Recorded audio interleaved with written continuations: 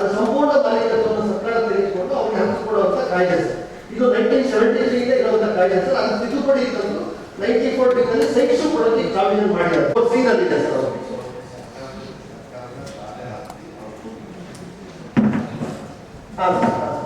ಇಲ್ಲ, ಸರ್ಕಾರದ ಆಸ್ತಿ ಓಕೆ ಶಾಲೆಗೆ ಒತ್ತುವರಿ ಮಾಡ್ಕೊಂಡಿದ್ದಾರೆ. Okay okay.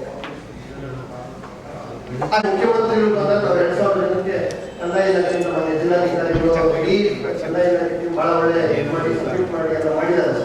ಅದನ್ನ ನಾವು ಇದನ್ನೇ ಹೆಚ್ಚು ಮಾಡ್ತೀವಿ ಸರ್.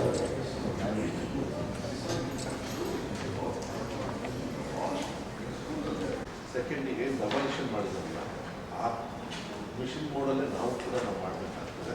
ಅದು ಸ್ವಲ್ಪ ಆಮೇಲೆ ಮಾತಾಡ್ಕೊಂಡು ಅದು ಮಾನದಂಡ ಏನು ಅಂತ ಹೇಳಿ ಎಲ್ಲ ಡಿಸ್ಟ್ರಿಕ್ಟ್ CO ಅಂತ ನಾವು ಕೆಲಸ ವೆರಿ ಇಂಪಾರ್ಟೆಂಟ್.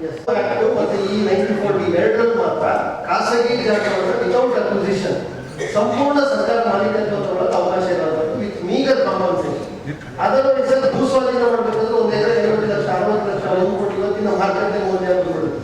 ಅದು ಸರ್. ಹಾಗಾಗಿ ಇದು ದೊಡ್ಡ ಟೂಲ್ ಸರ್. ಇದು ಅದನ್ನು ಬಳಸಿಕೊಂಡು ನಾವು ಶಾಲೆಗಳನ್ನು ಸೆಕ್ಯೂರ್ ಮಾಡ್ತೇವೆ ಸರ್. ಮುಂದಿನ ದಿನಗಳು ಯಾರ್ಯಾರು ಕೊಡಲ್ಲ ಅಂತಾರೆ ಅವೆಲ್ಲವನ್ನೂ ಉಪಕ್ರಮ ಮಾಡಿಸಿದ್ರೆ ಅವೆಲ್ಲ ನಮ್ಗೆ ಆಟೋಮೆಟಿಕ್ ಆಗಿ ಬಂದ್ಬಿಡುತ್ತೆ. 1914 ಓನರ್ಶಿಪ್ ಬಂದ್ಬಿಡುತ್ತೆ.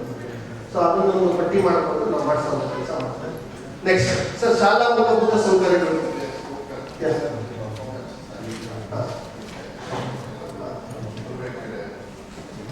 ಸ್ವಲ್ಪ ನೋಡಿ, ಸಾಹೇಬ್ ಒಟ್ಟು ಶಾಲೆಗಳ ಸಂಖ್ಯೆ ತುರುವೇಕೆರೆ 259, ಇನ್ನೂ ಕೂಡ ಬಾಕಿ ಇರುವಂತದ್ದು 138 ಸರ್ಕಾರಿ ಶಾಲೆಗಳಿಗೆ ಇಷ್ಟು ಬಾಕಿ ಇದೆ.